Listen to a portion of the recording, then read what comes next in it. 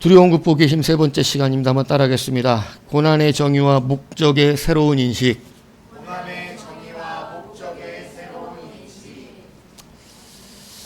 두려움 극복 계속해서 하고 있는데요. 첫 번째 시간은 고난을 받는 이유를 말씀을 드렸습니다. 고난을 받는 이유는 우리는 하나님만 섬기기 때문에 그렇습니다. 많은 우상을 섬기면 별로 고통받지 않습니다. 왜냐하면 그때 때마다 바꾸면 되기 때문에 그래요. 상황에 따라 그냥 바뀌면 됩니다. 그런데 우리 예수 믿는 사람은 상황이 나빠도 주님 믿어야 됩니다. 상황이 좋지 않아도 오직 하나님만 인정해야 합니다. 그래서 예수 믿는 자에게는 말씀을 드렸듯이 어느 다른 민족 누구도 느부갓네살이 세운 금신상 앞에 절하지 않았다고 잡혀온 이가 없었는데 오직 사드락 메삭 아벳느고가 잡혀왔다. 남들은 안 받는 고통을 이들은 받더라. 이겁니다. 성도다 이 얘기하는 것입니다. 그러니까 여러분 우리가 성도면 당연히 고난을 받습니다. 근데 그 고난을 성경은 절대 두려워할 필요가 없다고 확실하고 분명하게 우리 가운데 가르쳐주고 있음을 잊지 마십시오. 왜냐하면 그 고난에는 반드시 주님이 함께 계시기 때문입니다. 하나님이 원하시는 성도는 고난을 피하는 성도가 아니라 고난을 이기는 성도입니다. 그런데 그 고난이 우리를 어느 것도 할 수 없어요. 그래서 성경이 우리에게 임하는 모든 사망의 음침한 골짜기라고 표현된 그것을 제가 뭐라 그랬어요? 실제가 아닌 뭐라고요? 그림자로 표현하고 있다는 거예요. 그래서 그림자를 두려워할 필요는 없다. 그림자는 허상을 의미하는 거잖아요. 그림자로 이렇게 맞아봤어요? 안 맞아봤어요? 그런 장은 안 해봤어요, 어릴 때? 그림자로 막 이렇게 때리면 그림자가 사람 막 때리잖아요. 그죠? 예. 근데 하나도 안 아프잖아요. 그러니까 그림자는 그런 거예요. 그러니까 성경이 우리 가운데 우리 성도에게 오는 고난은 그림자일 뿐이다. 실제가 될 수 없다.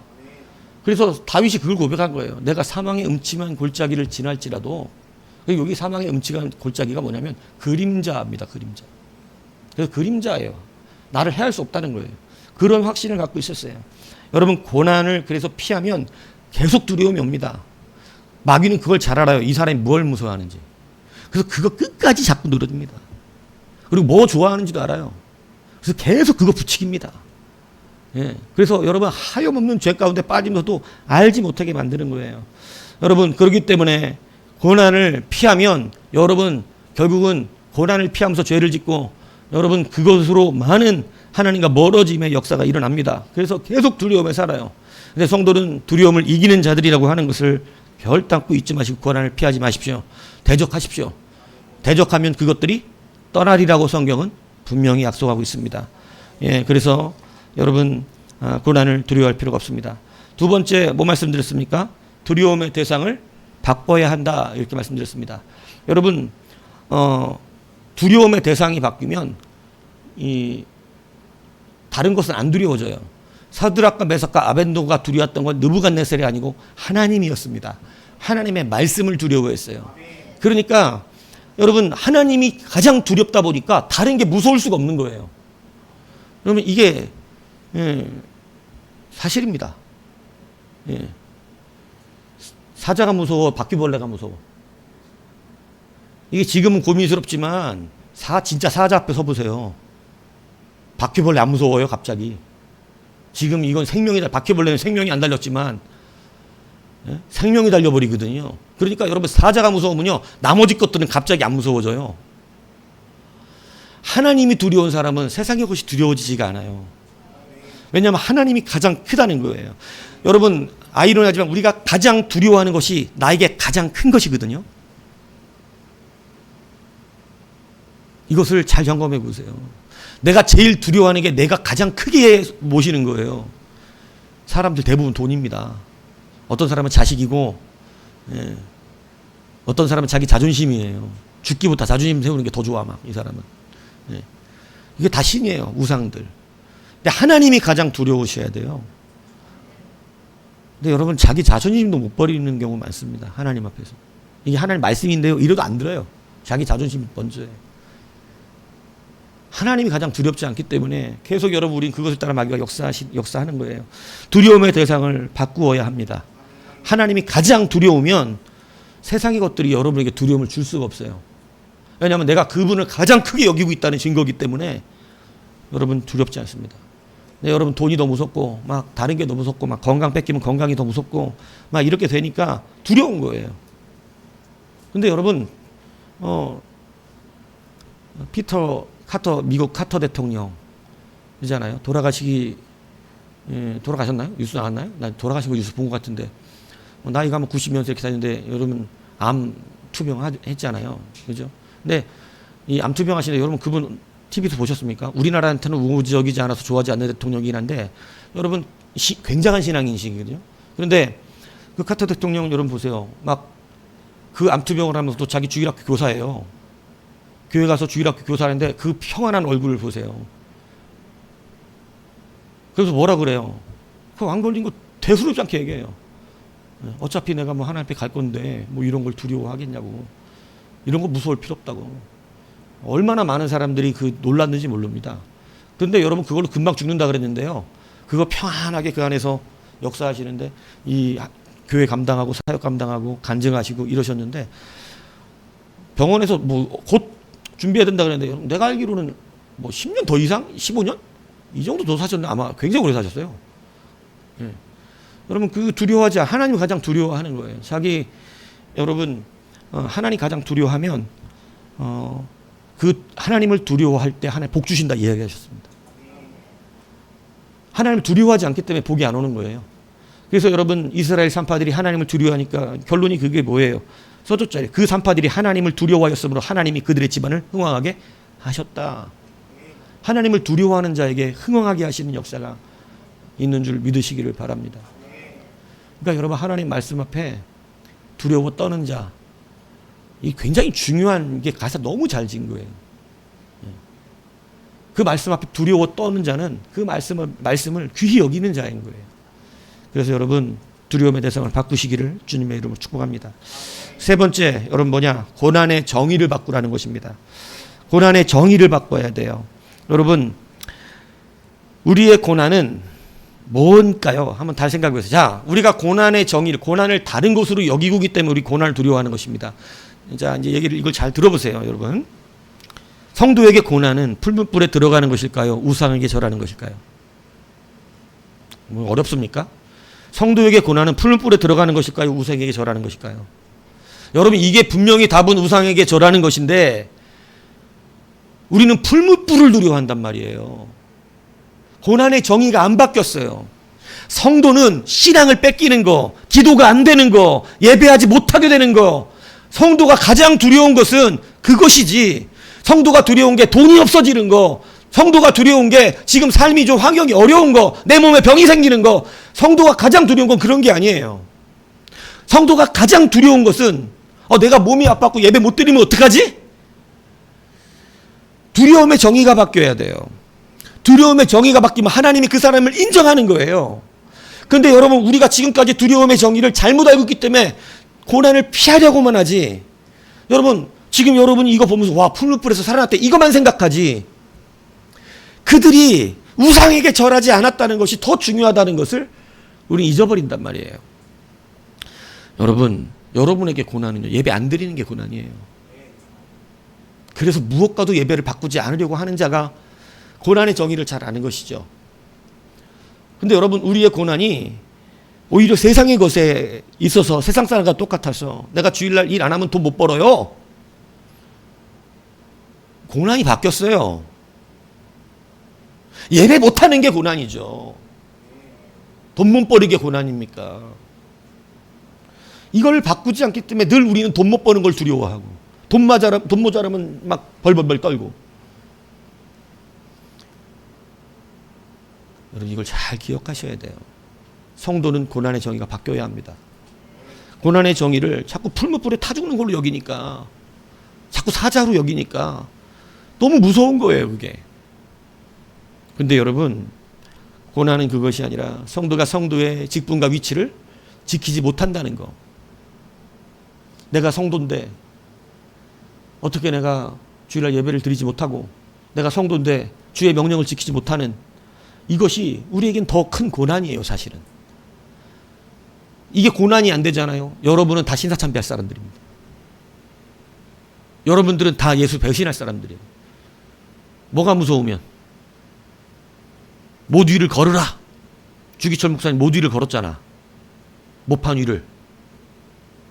그거 걸어라 그러면 그 모판 위를 걷는 게 두려움이고 그게 고난이면 못 걸어요.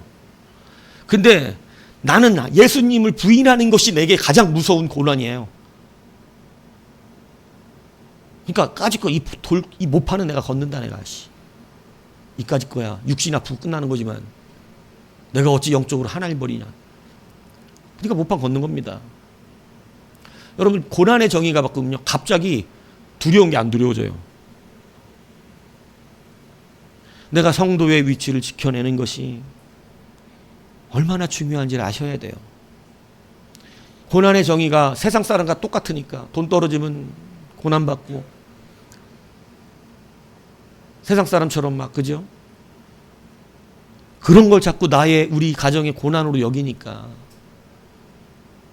내가 하나님 말씀을 지켜내는 것을 못 지키고 자꾸 그것에서 멀어지는 것을 고난으로 여기지 않기 때문에 우리는 바른 생활을 못해요. 얼마나 많은 성도들이 착각하는 줄 아십니까? 자기가 믿음 좋은 줄로. 그래서 우리는 말씀 앞에 하나하나 잘 점검돼야 돼요. 말씀이 세밀세밀하게 여러분들에게 적용돼야 돼요. 두리뭉실하게 그냥 여러분 세상과 타협한 신앙 돼가지고 하나님 앞에 서보시라니까. 나중에 믿음이 아니었을 수가 있어요. 이건 믿음이 아니었네. 이건 완전히 내 멋대로 그냥 내 마음대로 그냥 교회만 다니, 종교생활이었는데, 신앙과 종교생활 제가 다르다 그랬잖아요. 여러분, 고난은 풀무불에 타 죽는 것이 아니라 우상에게 절하는 것입니다. 이게 죽기보다 더 싫은 거예요. 내가 성도인데 우상에게 절하는 게 죽기보다 싫은 거예요. 내가 차라리 죽지, 내가 우상에게 절하지 않는다. 내가 멋있잖아요. 근데 여러분, 풀무불이 무서우니까 이 하나님 기억이 나지 않는 것입니다. 다윗이 범죄했습니다. 제가 말하잖아요. 범죄는 다 할 수 있습니다. 근데 범죄한 이후에 그 사람의 태도가 굉장히 중요하죠. 그가 무엇을 무서워하는가. 다윗이 범죄하고 났을 때 하나님은 그에게 너는 얻어 터져. 너는 이제 끝났어. 너는 나한테 얻어 맞을 거라 그랬어요. 하나님. 근데 다윗은 그거 무서워하지 않아요. 얻어 맞는 게 두렵지가 않아. 그가 시편 50편에 밧세바를 취한 죄를 짓고 나서 하나님 앞에 고백한 게 이겁니다. 주여, 나를 주 앞에서 쫓아내지 마시며 주의 성령을 내게서 거두지 마옵소서. 참, 너 얻어 맞는다 그랬는데 맞는 건 괜찮아. 하나님이 나를 대적에게 쫓겨나게 하실지 뭐 어떻게 될지 모르겠어. 하나님이 나를 혼내신다 그랬어. 왕권을 뺏을지 잘 모르겠어. 근데 다윗이 가장 두려워한 게 뭔 줄 아세요? 그가 고난으로 여긴 게 뭔지 아세요? 주의 성신이 나를 떠나시는 거예요. 그래서 그는 밧세바 이 범죄를 저지르고 나서 하나님 앞에 시편 50편에 가장 고백한 게 그거예요. 나를 주 앞에서 쫓아내지 마시고. 그가 주 앞에서 쫓아나는 것, 내가 하나님의 전에 설 수 없는 것, 내가 예배할 수 없는 것, 하나님 내 예배를 안 받으시는 것, 이거 가장 두려워합니다. 여러분, 예배 안 받으시는 분들 지금 천지거든요. 근데 왜 그걸 두려워하지 않으시는 거예요? 가장 두려운 일이에요. 나 네 예배는 내 안 받아. 그걸 아멘하면 안 되지. 예배를 받는다 그래야 아멘해야지. 안 받아. 근데 아멘하면 어떡해. 근데 말씀에 아멘이지. 말씀에 아멘. 의도는 알아.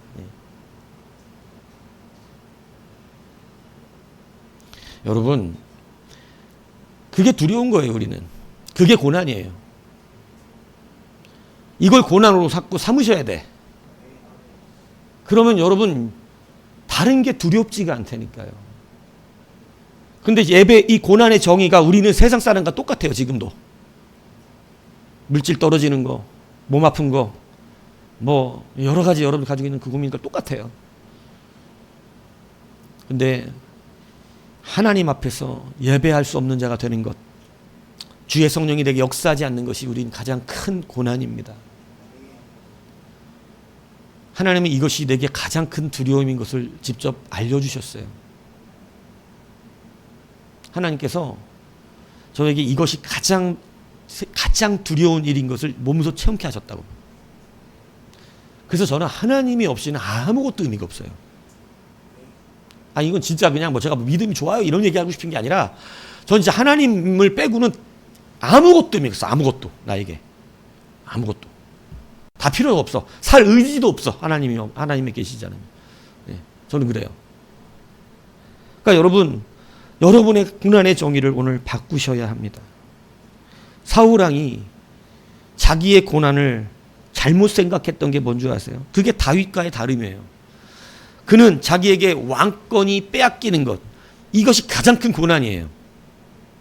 그래서 그가 아말렉을 진멸하라는 하나님의 명령을 어겼을 때 사무엘이 사울에게 와서 이렇게 경고하잖아요. 사무엘이 사울에게 이르되 나는 왕과 함께 돌아가지 아니하리니 이는 왕이 여호와의 말씀을 버렸으므로 여호와께서 왕을 버려 이스라엘의 왕이 되지 못하게 하셨습니다. 두 가지를 말했어요.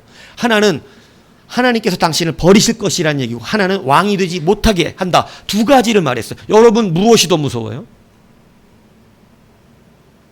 하나님이 나를 버린다는 게 무서워요? 아니면 왕이 되지 못하게 하는 거, 왕권을 뺏겠다는 게 무서워요? 여러분, 이것을 잘 생각해요. 왕권을 뺏는 건 바로 육체적으로 알아요. 근데 하나님이 나를 버린 건 잘 모릅니다. 그거. 하나님 날 버리셨는지 안 버리셨는지 몰라요. 그거 잘. 그냥 평생 버린지도 모르고 살아가는 사람들 셌어, 세상에. 그게 즉각적으로 나를 버리셨다는 게 나타나질 않아. 그래서 여러분, 영적으로 죄를 져도 즉각적으로 하나님이 성경에 써져 있잖아. 하나님이 오래 참으심으로 네가 하나님의 긍휼과 자비를 멸시하느냐, 아주 계속 그 짓 하고 있느냐 묻는 거잖아요. 왜냐하면 하나님이 나를 버리신 것은 바로 나타나지를 않아서 티가 안 납니다. 근데 왕권을 뺏기는 것은요, 대국이 쳐들어오든 누가 나를 죽이든 바로 티가 나요. 여러분, 뭐가 무섭습니까? 왕권이라니까 여러분하고 상관없죠. 너를 거지를 만들어 버리겠다고 나를 버리겠다는 거하고 뭐가 무서워요? 너를 큰 병 들게 만들어 버리겠다, 이거하고 내가 너를 버리겠다, 뭐가 무서워요? 갑자기 좀 심각해지죠. 이게 세밀해지니까. 우리는 하나님 날 버리시는 게 무서운 거예요. 근데 그 사울은 이게 무섭지가 않고, 뭐가 무서워요? 왕이 못 되게 하는 게 무서워요. 그래서 그냥 가는 사무엘을 잡아 옷이 찢어지도록 잡았습니다. 그리고 협박을 합니다. 사무엘에게. 당장 나랑 같이 돌아가서 백성들 앞에서 제사를 드리시오. 그래서 내 백성 앞에서 여전히 내가 왕인 것을 나타내시라 그래요. 성경이 존댓말로 써져 있지만 뉘앙스는 안 그러면 죽을 수도 있다, 이렇게 경고한 거예요. 그래서 사무엘이 스승인데 나중에 가서 다윗을 기름 부으라 그러니까 사무엘이 하나님께 뭐라 그래요? 그러면 사울이 나를 죽일 거라고. 왜? 그때 벌써 경고를 받았거든. 하나님이 나를 버린 것이 무서웠으면 어떻게 했을까요? 회개했을 것입니다. 나를 용서하옵소서. 그까지도 왕권 없어도 되는데 하나님 나를 버리지 마옵소서. 이러고 그가 하나님 앞에 엎드려 아마 회개의 제사를 드리고 울고불며 하나님을 찾아 용서받았을 거예요. 그런데 그는 하나님이 자기를 버린다는 것에는 아무런 감정이 없어요. 왜? 그건 즉각적으로 일어나지 않아요. 그래서 많은 사람들이요, 회복하려면 너무 멀리 간 거예요.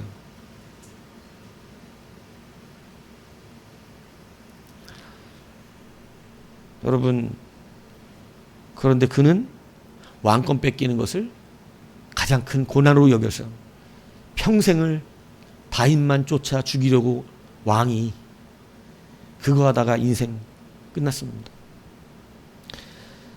고난의 정의가 성도는 바뀌어야 합니다. 여러분, 이건 너무너무 중요한 말씀을 드리는 거예요. 우리의 고난은 풀무불이 아니에요. 우리의 고난은 우상에게 절하는 걸 죽기보다 싫어야 돼요. 내가 하나님 앞에 하나님을 떠나는 거 죽기보다 싫어야 돼요. 죽기보다. 제가 하나님 앞에 늘 기도하는 것 중에 하나 그거였어요. 내가 하나님 떠나고 버림받고 내가 죄짓고 내가 하나님 앞에 온전히 하고 믿음이 없어져갖고 가끔씩 제가 믿음이 막, 왜냐하면 우리는 많은 학문을 하다 보면 가끔씩 믿음이 예전에 흔들릴 때가 있었어요. 그렇게 체험을 하고도 뭔가 막 논리적인 뭔가가 나를 딱 부딪히면 막 이런 적이 있어요. 근데 내가 그때 하나님 앞에 늘 기도했던 게 뭔지 아세요? 하나님, 이런 거에 물들어서 내가 믿음을 뺏기는 일 빨리 데려가시라고. 나는 믿음 뺏기고 싶은 마음이 없다고. 하나님이 근데 더 큰 믿음을 주시더라고. 그래서 감사해요. 아, 정말 우리 하나님이시구나. 여러분, 우리가 가장 받는 고난은 믿음을 뺏기는 것이고, 내 안에 신앙이 사라지는 것이고, 내가 하나님을 찬양할 수 없게 되는 것이고, 여러분의 찬양을 주가 받지 않는 것이고, 여러분의 기도가 맹맹한 거예요. 여러분이 예수를 믿을 수 없게 되어지는 상황이 오는 것이 가장 우리에겐 고난인 것이에요. 그래서 수많은 사람들이 신앙을 지키려고 여러분 자기의 생명도 아끼지 않았던 것입니다. 여러분, 그래서 하나님은 우리 가운데 하나님이 우리를 떠나지 않는 은혜를 베푸시는 거예요. 출애굽 1세대가 비록 하나님 앞에 범죄한 세대였습니다. 그런데 그들에게 내리신 은혜가 뭔지 아세요? 여러분, 그들이 가나안에 못 들어갔잖아요. 그들에게 고난이 가나안에 못 들어간 것일까요? 이걸 제가 지금 말씀드리려고 그러는 거예요. 하나님께서 출애굽기 33장 30절에 보면 이렇게 말씀하십니다. 너희는 젖과 꿀이 흐르는 땅에 이르게 하려니와 나는 너희와 함께 올라가지 아니하겠다. 너희는 목이 곧은 백성인즉 내가 길에서 너희를 진멸할까 염려한다. 하나님 얼마나 그냥 가슴이 상하셨으면 내가 니들 싹 죽여버릴까 봐 염려해서 같이 안 갈 거야. 이렇게 얘기하신 거예요. 근데 여러분 보세요. 가나안에 들어가게 해주시겠대요. 약속하신 거예요. 니들이 그냥 지금 가나안에 들어간다면 그냥 니들 뭐 돈으로 얘기할까요? 너 그냥 부자 되게 해줄게. 부자 되게 해줄게. 돈 많이 쓰고 살아라. 펑펑 쓰면 살아. 맘대로 돈 줄게. 근데 나는 너를 버릴 거야. 너와 함께 하진 않아. 지금 이 말이에요. 그런데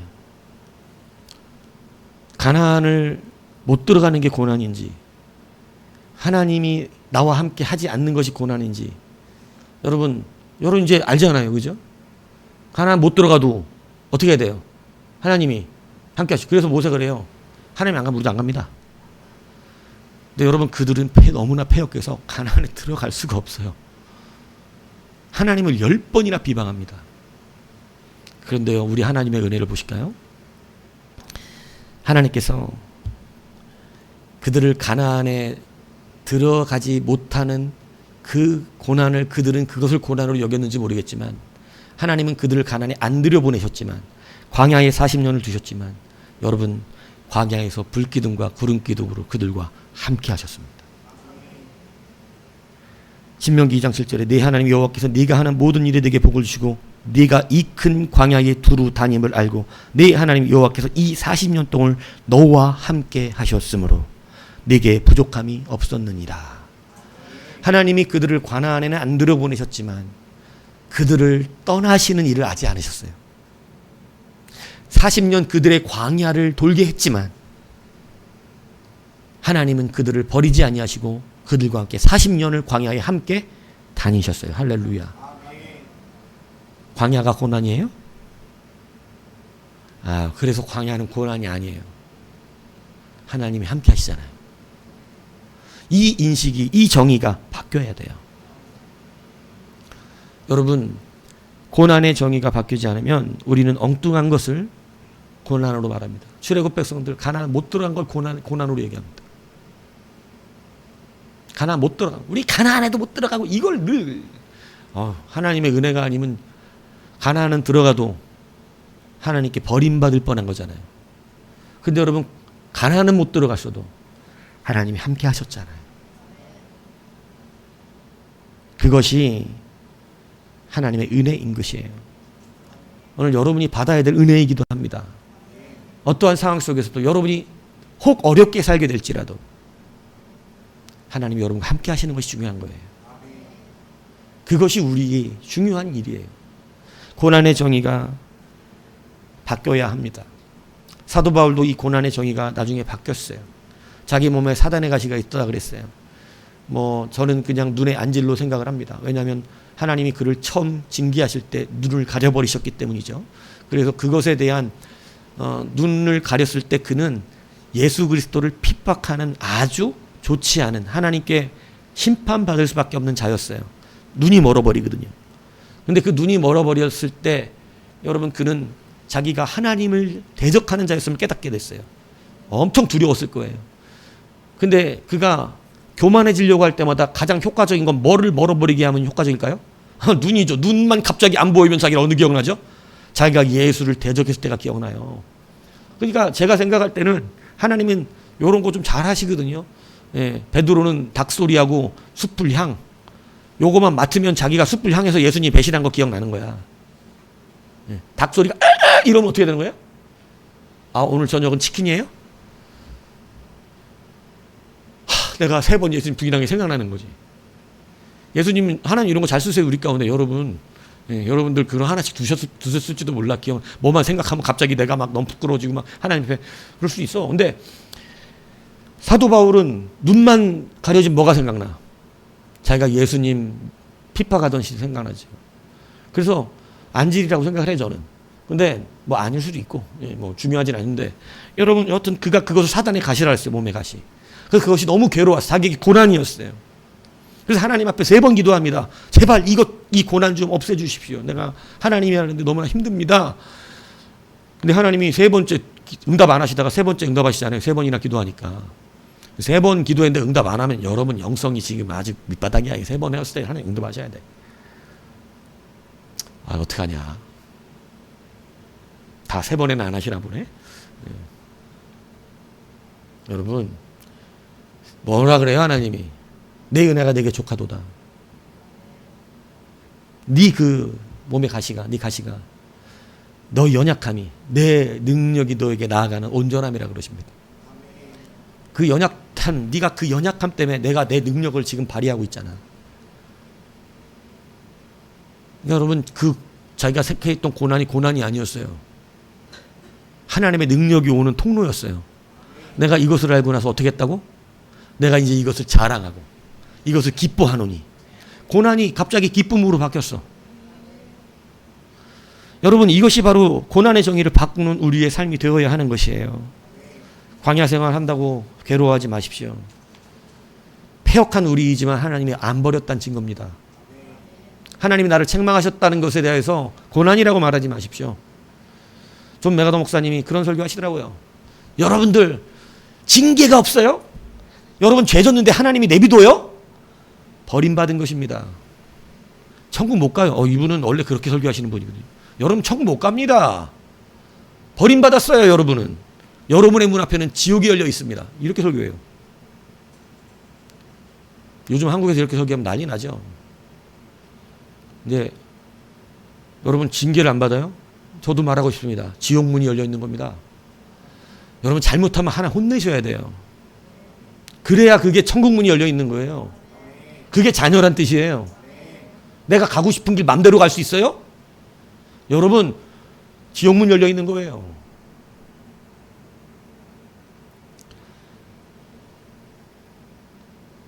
그가 자기의 고난이 바뀌면서 그것이 하나님의 은혜요 능력인 줄 알았어요. 우리가 패역하지만 여러분 하나님이 우리를 떠나지 않으신다는 이것은 말로 할 수 없는 은혜인 줄을 믿으시기를 바랍니다.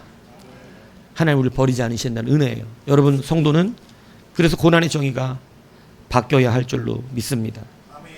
우리가 고난을 자꾸 세상 사람과 같이 우리 육체적으로 또 뭐 어려운 세상 사람의 관점으로 가지면 우리는 고난을 두려워하기 시작해요. 그러나 고난의 정의가 바뀌는 것, 나는 성도답게 사는 것, 내가 성도답게 살지 못하게 하는 모든 세상의 그러한 도전들이 바로 우리의 고난인 것이에요. 이것을 여러분 분명히 기억하셔서 여러분 고난이 아닐 수도 있다는 사실, 그게 오히려 우리를 살게 하고 하나님이 떠나지 않는 그러한 은혜일 수 있다는 사실을 기억해야 돼요. 고난의 정의를 바꾸세요. 풀무불이 고난이었어요? 그들에겐 고난이 아니라 복이었어요. 참 이렇게 말하면서 미안하긴 하지만 풀무불이 복이라니까. 복이라고요. 잘 안 나? 풀무불 들어가기 싫죠? 예. 그래, 복인 줄 알지만 그래도 저는 들어가기는 싫어요. 예. 풀무불이 그들에게 고난이 아니라 복이었습니다. 예전에 그 3호로 제 책 제목이 저 기억이 안 나네. 3호로 살아가는가 뭐 그 책이 하나 있는데 그 책에 나온 내용이에요. 그 사모님이 아들을 군대를 보냈어요. 그런데 이제 아들을 군대 보내고 나서 첫 면회를 갔습니다. 멀리서 오는 아들을 보니까 너무 기쁘잖아요. 군대 가서 열심히 하고 있는데. 그런데 아들이 얘기하니 너무 가슴이 덜컥 내려앉는 얘기하는 거예요. 한 달 일찍 온 선임병이 자기한테 맨날 연병장을 뛰게 하고 밥 먹는 것도 그 뒤에 먹으라 그러고 너무 힘들게 한다는 거예요. 그러니까 갑자기 사모님이 자기 아들이 그냥 그잖아요. 막 눈에도 안 아플 아들이 군대를 갔는데 선임병 한 달 선임병이 자기를 힘들게 하는 거예요. 연병장 막 뛰게 하고 막 그러니까 너무 막 가슴이 아파서 온몸에 막 힘이 빠지나가는 거예요. 그래서 그냥 그래도 사모님처럼 얘기를 했어요. 그 선임병이 네가 너무 쫄병인데 편해 보여서 그런 것 같으니까 그냥 뭐라 그러지 말고 연병장 잘 돌아라. 그리고 다 돌거든 그냥 상관한테 항상 고맙다고 그냥 얘기해라. 이제 이렇게 얘기하고 와서 하나님 앞에 새벽마다 기도했습니다. 하나님 왜 이런 일이 있습니까? 왜 우리 애가 그렇게 고난을 당합니까? 이러고 막 기도를 많이 했어요. 그렇게 한 달이 쫙 지났는데 편지가 옵니다. 편지가 오는데 이렇게 왔어요. 어머니 저는 오늘에야 하나님의 복이 시련이라는 가면을 쓰고 오는 것을 알았습니다. 그동안 연병장을 뛰면서 자존심도 상하고 화가 나서 그날로 선임병과 싸우고 끝장을 낼까도 생각했었습니다. 그런데 오늘 완전 군장을 하고 구보를 하면서 저는 엉엉 울고 말았습니다. 지난번 구보 때는 천식으로 숨이 차서 뛰지 못하고 쓰러졌는데 오늘은 아무렇지도 않게 거뜬하게 뛸 수 있었습니다. 하나님께서 그 상관을 통해서 저의 지병인 천식을 다 고쳐주신 것입니다. 정말 고마워서 그 상관에게 고맙다고 격려를 했더니 의아한 표정을 지으면서 내일부터는 뛰지 말라는 것입니다. 그러나 어머니 저는 내일부터는 스스로 뛰려고 합니다. 여러분 고난인 줄 알았어요. 고난인 줄. 맨날 뛰라 그러니까 한 달 내내 뛴 거야 그냥.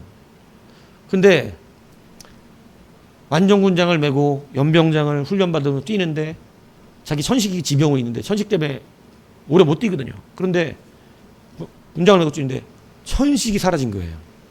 천식이.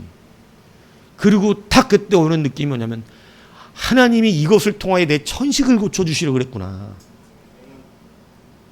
그게 딱 온 겁니다. 여러분 때로 우리가 누리는 고난이 겉으로는 고난처럼 느껴질 수 있습니다. 그러나 그것은 반드시 하나님의 은혜가 임할 수 있는 통로가 될 수 있다는 사실도 잊지 마십시오. 고난의 정의를 이제 성도답게 바꾸십시오. 우리는 성도답게 고난을 정의해야 돼요. 돈 없잖아! 이런 걸로 자꾸 고난 삼지 마세요. 저는 집이 가난했어가지고 어릴 때 맨날 그냥 돈 없다고 그놈의 돈 없으면 없는 대로 살면 되지 돈 없다고 그냥. 저 중학교 때 비닐하우스 살았거든요. 정말 친구를 집에 데려올 수가 없었어요. 집 어디냐? 비닐하우스야. 비닐하우스 안에다가 이 판자떼기 갖다가 방 만들어가지고 벽지 발라갖고 살았는데 정말 아주 친한 친구들만 왔어요. 우리 집에. 그냥 일반 학교 친구들 우리들 몰라. 안 데려와. 화초 키우는 데서 살고 있었으니까. 그래서 꽃처럼 살았어요. 그냥 가난. 근데 가만히 나중에 보니까 가난해도 그렇게 살 필요 없겠더라고. 가난해도 뭘 그렇게 살아. 가난한 걸 왜 고난으로 살아. 가난한 걸 고난으로 사니까 고난이 된 거예요. 여러분 성도다운 고난의 정의를 다시 가지시기를 부탁을 드립니다. 여러분, 그리고 고난의 정의를 새롭게 하셨습니까? 그러면 고난의 목적을 새롭게 하십시오. 고난은 우리에게 목적을 가지고 옵니다. 오늘 본문을 보면 여러분 3장 23절을 보세요. 3장 23절에 보니까 이 세 사람 사드락과 메삭과 아벳느고는 결박된 채 맹렬히 타는 풀무에 떨어졌다고 되어 있습니다. 그죠? 그런데 25절을 보세요. 왕이 또 말하여 이르되 내가 보니 어떻게 되어 있어요? 결박되지 아니한, 결박된 세 사람이 떨어졌는데 결박되지 아니한 채로 발견됩니다. 뭐를 말하고 싶은 건가요, 성경이? 풀무불이라는 고난이 무엇을 태워요? 결박을 태운 거야. 결박은 태워서 없어졌어. 우리 손을 결박하고 있던 그 줄은 다 타서 사라졌는데 그들의 머리털도 상하지 아니하고 그들의 옷도 타지 아니하고 여러분 그들의 몸은 하나도 게을르지 않았다고 성경이 기록하고 있는 거예요. 여러분 성경이 우리 가운데 가르쳐주는 고난의 목적이 뭐예요? 바로 우리 가운데 참 자유를 준다는 것입니다. 여러분 고난의 목적을 다시 알아야 되는 것이 뭐냐면 우리가 참 자유를 다시 인식해야 돼요. 참 자유를. 이게 굉장히 중요한 거예요. 성도는 고난으로부터 피하는 게 아니라 고난으로부터의 승리를 경험하는 것이에요. 이 경험을, 이 고난의 승리를 경험한 자가 고난의 자유를 누리는 거예요. 여러분 참 자유와 가짜 자유가 있습니다. 가짜 자유는 뭐냐면 고난이 내게 안 오는 거예요. 고난이 안 오니까 안 무서워. 근데 고난이 오면 어때? 무서워. 고난만 오면 두려워. 참 자유는 고난이 와도 안 무서워. 고난이 왔는데 자유해. 고난 속에서 그냥 다녀. 풀무불 속에서 다녀. 진짜 자유하죠. 여러분 이 정의가 바뀌어야 돼요. 여러분 참 자유라는 것을 성경 안에서 주시는 참 자유를 우리가 자꾸 잘못 생각해요. 물질이 없어. 있을 땐 자유해. 돈이 많으니까 자유해. 걱정이 없어. 돈 많아. 아우 돈 많아. 막 교회도 잘하고 막 이래. 돈이 없어. 승질나. 못 살겠어. 하나님 나한테 왜 이러시는 거야? 죽겠어. 이게 돈에 자유한 사람이에요? 자유하지 않다는 증거예요. 돈에 자유하지 않아. 돈이 없으면 죽을라 그래. 돈에 자유하지 않아. 하나님이 주시는 참 자유는 돈이 없는데도 자유해. 그게 나를 못 넘긴다는 걸 알아. 마음이 편해. 여보, 쌀떡에 쌀이 없어. 기도해. 아 그래 그럼 기도해야겠다. 여보, 누가 쌀 갖다 주네. 당연한 거 아니야. 자유한 거예요. 야! 쌀떡 좀 쳐봐라. 쌀 없다. 이렇게 이런 인생 살면 안 돼요. 여러분 자유하지 않아요. 여러분 하나님 우리 쌀떡에 쌀 비워지게 하지 않아요. 진짜 자유를 누려야 돼요. 하나님은 누구에게 물질 주시죠? 물질의 자유를 누리는 자입니다. 제가 유호연 장로님, 우리 유호연 장로님 제가 몇 번 얘기했잖아요. 제가 세상에 있을 때 빚졌을 때 만난, 그때는 안수 집사로 만났어요. 저는 집사였고. 그런데 이분이 장로님 되셨고 제가 전도사 때 장로님 되실 때 찾아갔어요. 근데 그분이 저한테 그러거든요. 나는 우리 이 실장이, 그때 실장이었는데 회사에서 이 실장이 주의 종이 될 줄은 몰랐네. 제가 그랬어요. 장로 임직하는 날. 저는 형님이 장로 될 줄 몰랐어요. 그랬는데 이제 목사가 되고 나니까 저한테 반말을 안 하십니다. 근데 왜 지금 장로고 나는 목사잖아. 그러니까 근데 여러분 이분이 여러분에게 말씀 늘 드렸지만 교회라고 교자만 나오면 아주 학을 띠는 분이었어요. 범호동에서 방 한 칸 얻어 살았어요. 방 한 칸. 빌라 방 한 칸. 돈이 없었고 빚을 15억, 빚을 15억 지고 방 한 칸 얻어서 살았어요. 방 15억 빚 져봤어요? 15억 빚지면 인생이 좀 비참해집니다. 예. 근데 저는 몇 억만 빚져봐도 죽겠더라고. 이분은 따로 그러니까 도망 다니는 양반이야, 쉽게 얘기하면. 근데 방 한 칸에, 예전에 우리도 방 한 칸에 들어가 살아본 적이 있습니다. 우리 네 식구가 빌라 방 3칸짜리 있는데 그 앞에 방 한 칸에 우리 네 식구가 들어갔죠. 너무 가난하니까 방 하나를 빌려서 사는 거야. 방 하나를. 화장실 같이 써야 되고 주방 같이 써야 돼. 아우 참 그땐. 근데 우리가 또 보통 떠드냐고. 어릴 때인데.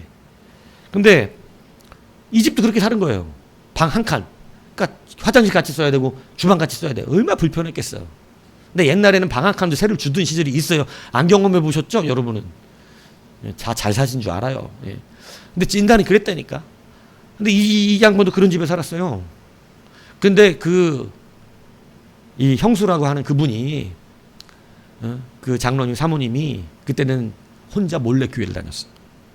혼자 몰래 교회를.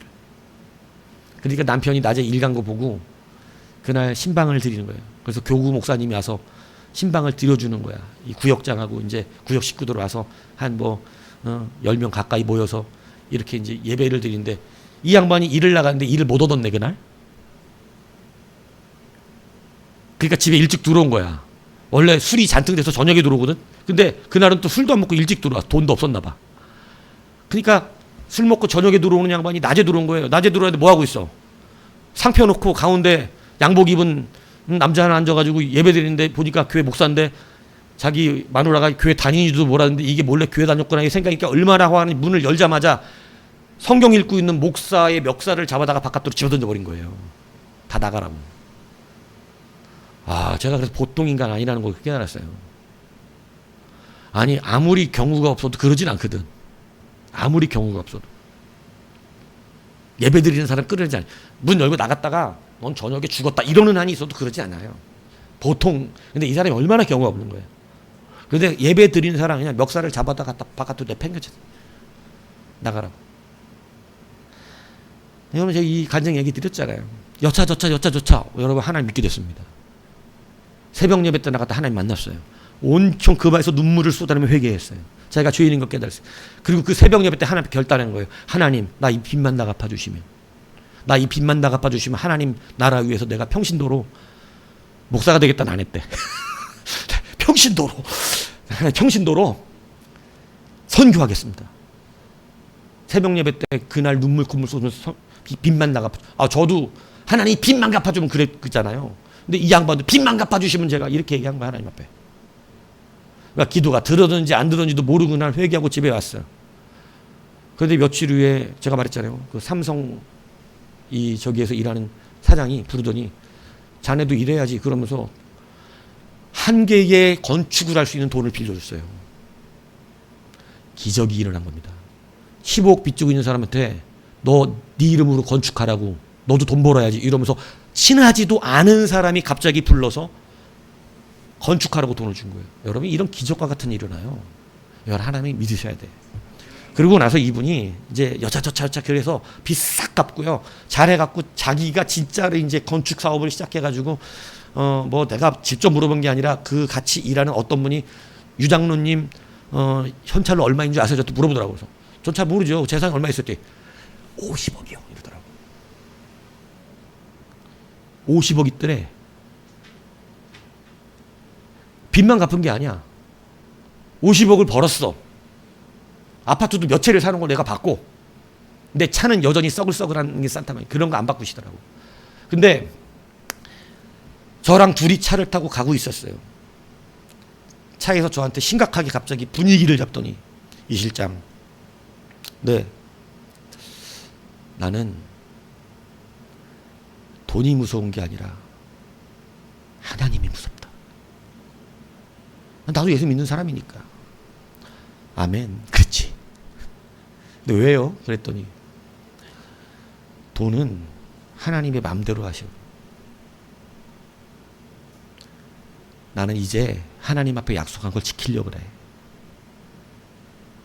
나는 이제 정리하고 아프리카 선교사로 갈 거야. 그러니까 내가 했던 일을 내 직원들에게 나눠줘야 되는데 그때 가장 큰 업체가 저를 지명하더라는 거예요. 희한한 일이죠. 네가 아니면 안 준다네. 근데 네가 서열이 원래 그 서열이 안 되는데 그 회사가 너를 지명하니까 어쩔 수가 없이 내가 그 회사 주니까 그 회사 운영해서 잘해봐. 저도 그래서 빚다 갚은 거예요. 그 회사 제가 받은 바람에.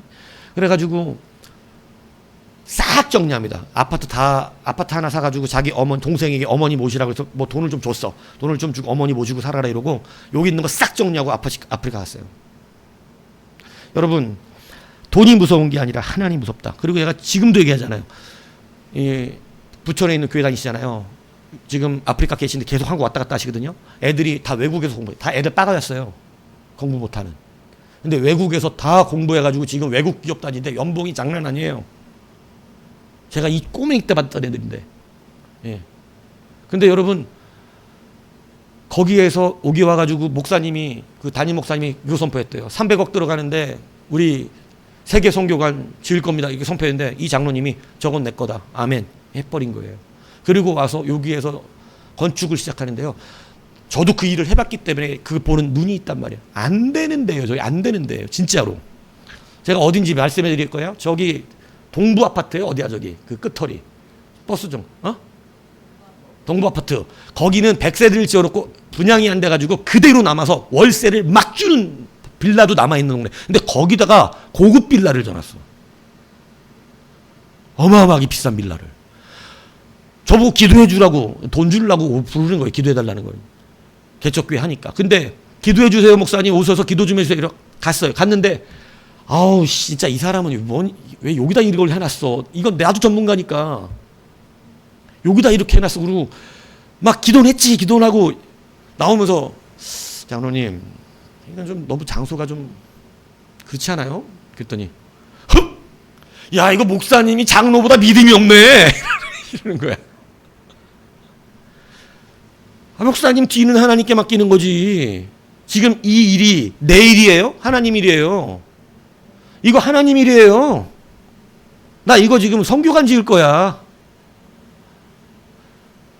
아멘 아멘 아멘 이러고 왔어요. 그리고 한 달 정도 됐을까? 거무동 우리 앞에 있던 빌라도 안 나갔고 거긴 위치라도 좋잖아. 빌빌대고 있을 때예요. 빌빌대고. 한 달이나 지나 제가 전화했어. 걱정돼갖고.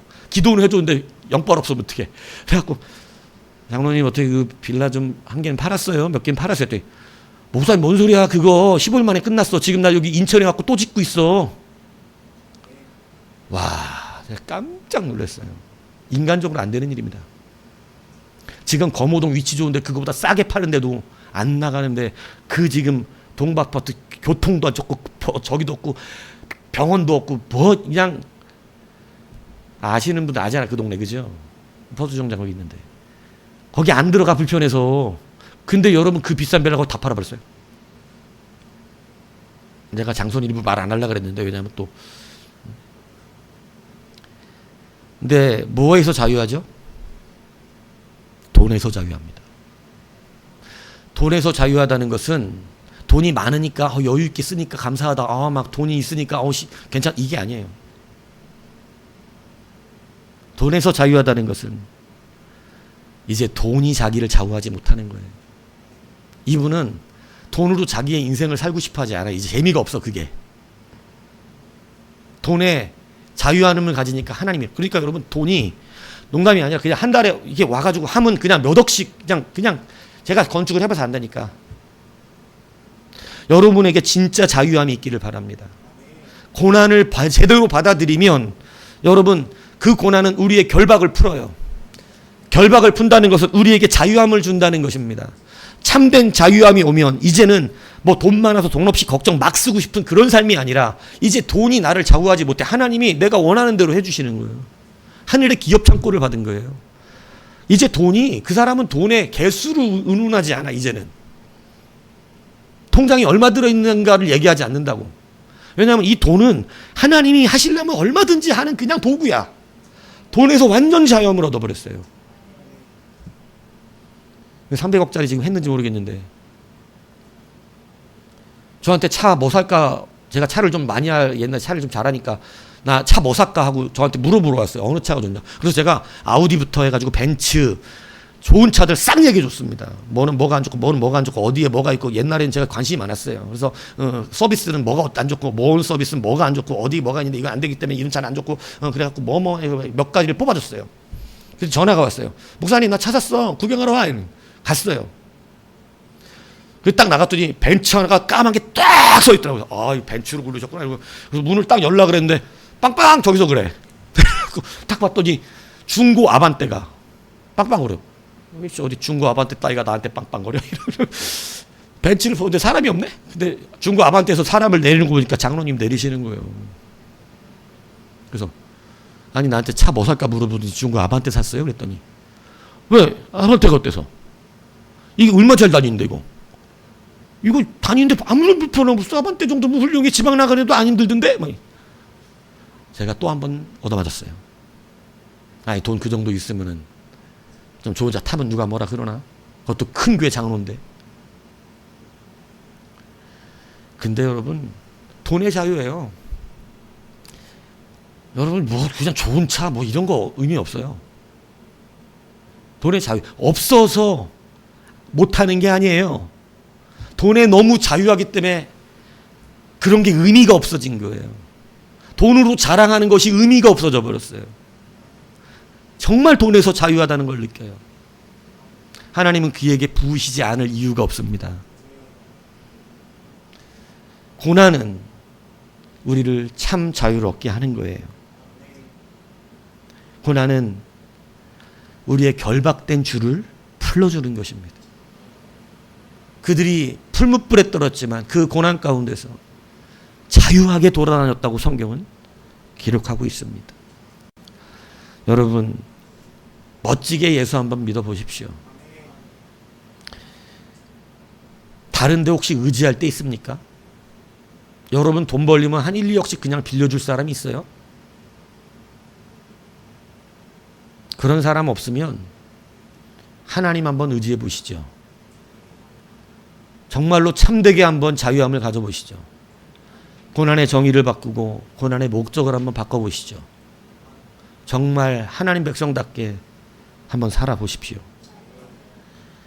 그래서 로마서 5장 3절은 우리가 환난 중에도 즐거워하나니 이는 환난은 인내를, 인내는 연단을, 연단은 소망을 이루는 줄을 알미로다.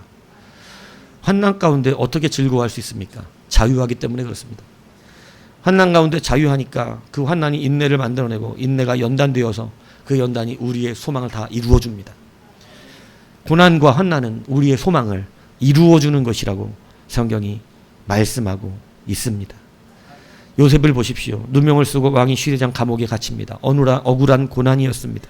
이 고난을 여러분 그는 고난으로 여기지 않았기 때문에 여러분 고난의 정의가 달랐기 때문에 그는 그 시위대장의 그 감옥 속에서 시위대장의 감옥은 정치 수용소예요. 정치 수용소. 높은 고위 정치 관리들만 와서 갇히는데 그런데 그런 감옥에 노예가 하나가 갇힌 거예요. 그러니까 거기서 봤는데 술 맡은 관원장, 그죠? 떡 맡은 관원장 이런 높은 관원들이 온 거예요.